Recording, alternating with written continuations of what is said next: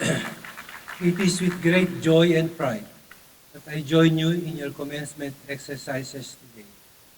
You have completed your education under exceptionally difficult circumstances, more than the challenges of living and learning under lockdown. Some of you perhaps even lost family, friends, or loved ones because of the pandemic. On top of this, you had to deal with the fears and uncertainties brought by the many other challenges we face here and around the world.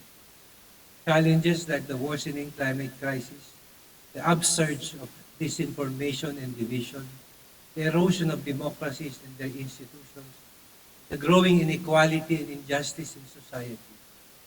Yet, in the face of all this, you are here today. You are without question an exceptional batch of graduates. And of course, congratulations as well to your parents, your partners, and your families. This above all, a day of gratitude. So I hope you make time today to thank them and everyone else who helped you reach where you are now. For those who are working, thank your bosses. Thank them for giving you the time to study and the space to pursue your dreams. If they did not, thank them all the same. Because of them, you were able to master time management. Thank your professors for passing you, even when you do not deserve it. But, but seriously, thank them for patiently sharing their knowledge with you, guiding you, and believing in you. Above all, thank God for sustaining you. On occasions like this, I usually give graduates a glimpse of the life ahead of them and remind them of the values they would need to succeed, not just in work but in life. As their final lesson, I would remind them to be grateful, be humble, be diligent, be respectful, be honest, be trustworthy, be kind, patient, and persevering. But you are graduates of the PLN, and you are here in the pursuit of higher studies, which is to say that these are lessons you are already well acquainted with. So instead, I would like to use this opportunity to remind you of the responsibility you will carry as graduates of this institution. Serving as it does the underprivileged but talented young minds of Manila and even beyond, and as your chosen theme for this occasion, PLM, Transformation, Quality Education for the Public Interest, also reminds us an education in PLM is nothing short of transformative. For so many, entering its halls has meant finding paths to the bigger opportunities and brighter futures and better lives.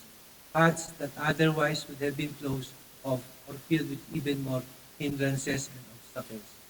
Dahil nga dito, masasabi natin ang ibig sabihin ng PLM hindi lamang pamantasan ng lungsod ng Maynila. Ibig sabihin din ito pag-asa at lakas para sa mga mag-aaral na naghahanap ng mas magandang kinabukasan.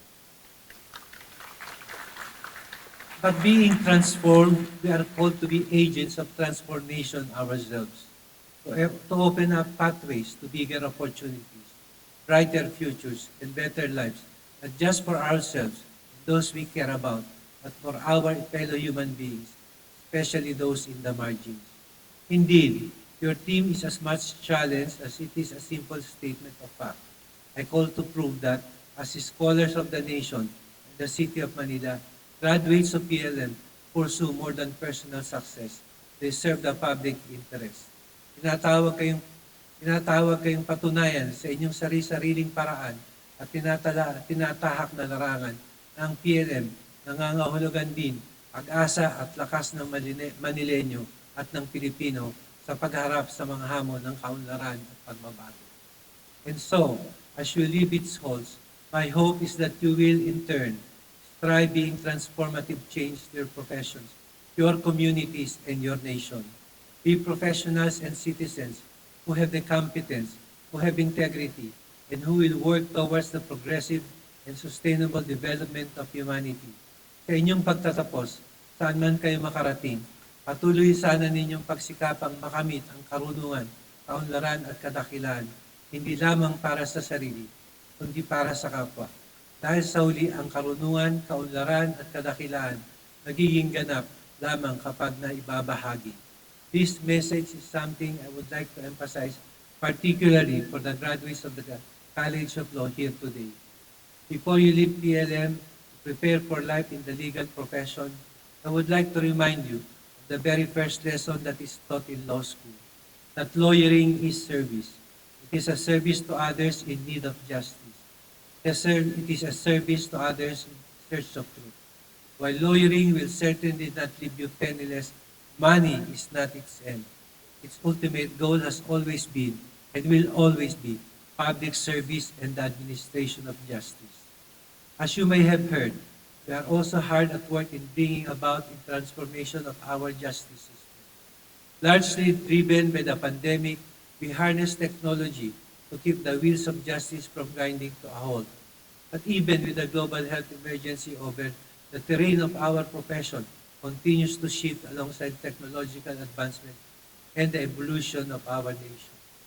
To ensure that the judiciary and the legal profession can keep pace with these changes, the Supreme Court set out on a program of judicial reform through innovation guided by the Strategic Plan of Judicial Innovation 2022 to 2027 or the SPJI. The SPJI weaves together the many different ideas, aspirations, plans, and proposals of the justices of the court for the pursuit of one overarching goal, the delivery of responsive and real-time justice.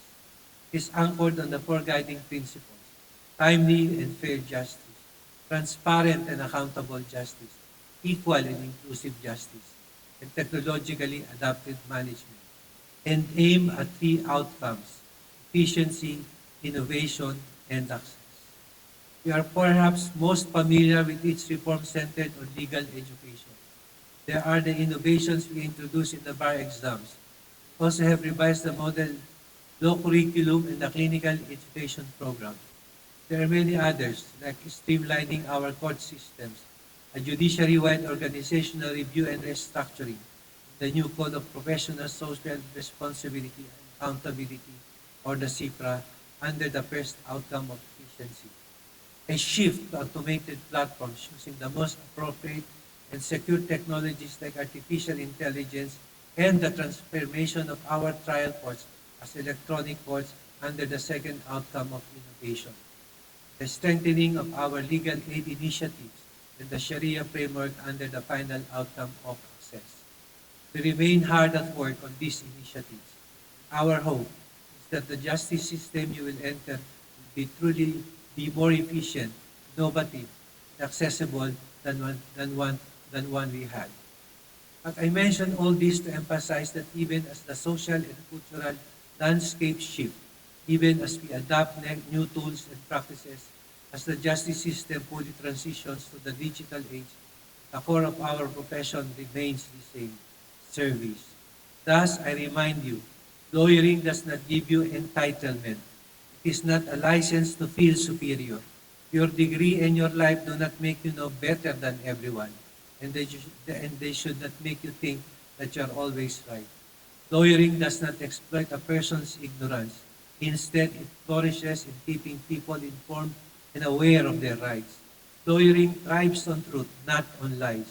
A lawyer masters procedure not to obstruct and delay, but to draw out the truth so that justice may be served.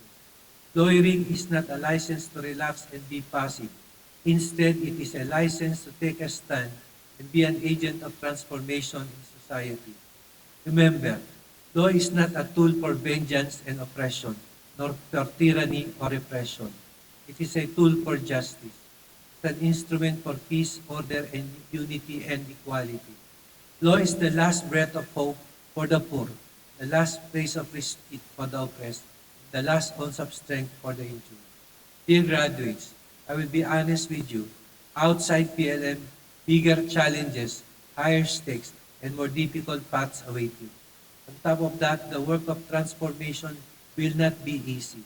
We will be against an inertia of the status quo, the fear of change, the imperfection of our systems and structures, and sometimes even our laws. But the good news is that this is not work for you you will have to do alone. Just to start, you have your batchmates here to turn for your strength and inspiration.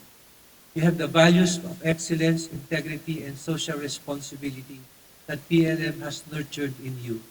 Add to these values of gratitude and humility, of honesty and trustworthiness, of respect and kindness, of diligence, of patience and perseverance. You will never lose your way. The PLM class of 2023, patuloy sana ninyong pagsikapang maging bukal at daluyan ng pag-asa at lakas para sa isa't isa, para sa Manileño, para sa kapwa niyo Pilipino. Congratulations to all of you. Godspeed.